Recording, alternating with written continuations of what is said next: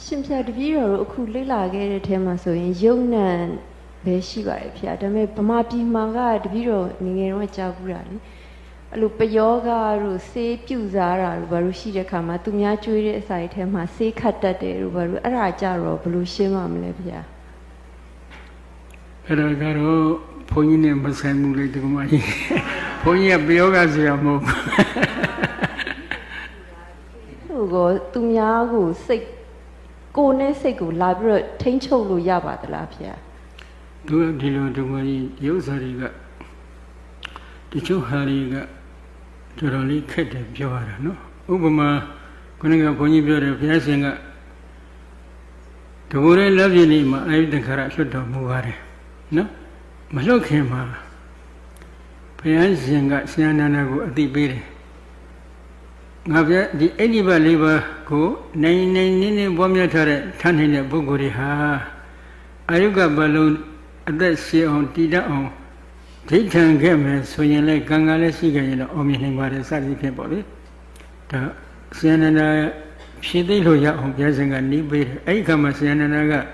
မြတ်စွာဘုရားဒီလိုဆိုလို့ရှိရင်လေအာယုကဘလုံးအသက်တရားပြည့်အောင်ဆက်လက်ပြီးတရင်သုံးတော်မူပါလို့သူကမလျှောက်မိဘူးဘာဖြစ်လို့လဲမနက်ကဘယ်လိုလှဲ့လဲသိလားရှင်တဲ့နှလုံးကိုလက်နဲ့ဆုပ်တယ်ဆုပ်လို့ရသူတို့မှတကိုးရှိတာကိုရှင်တဲ့နှလုံးကိုသူကမေ့သွားအောင်လက်နဲ့ဆုပ်တာအဲ့ဒီလိုပုံစံမျိုးပဲဒီကောင်ကြီးသူတို့ကမကောင်းတဲ့သစ္စာတရားစသည်ဖြင့်ဒါတွေကိုသူတို့ကမွေးပြီးတော့အဲ့ဒါတွေကိုသူတို့ကလိုက်အနှောက်ယှက်ခိုင်းတာပဲအနှောက်ယှက်ခိုင်းတော့ဒါမျိုးတွေကတော့ရှိတတ်ပါတယ်အထူးသဖြင့်ဘုန်းကြီးတစ်ပါးဆိုကြပါစို့စင်္ကာပူသားပဲသူဒီပြဿနာကုတ္တိဘုန်းကြီးလည်းမကုတတ်ဘူးဟိုပြောကကုတတ်တယ်ဆိုတဲ့ပုံကိုယ်တွေနဲ့ကုလို့မရဘူးသူတို့ကရှေ့ရခင်ကတာဝဇင်ကိုးကွယ်ခဲ့တယ်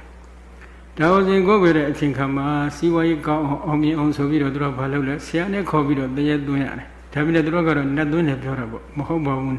တရေပဲနတ်လို့ဆိုပြီးသူတို့ကပြောတာအဲ့တရေသွင်းလိုက်တဲ့ခါကျတော့အဲ့ဒီတရေက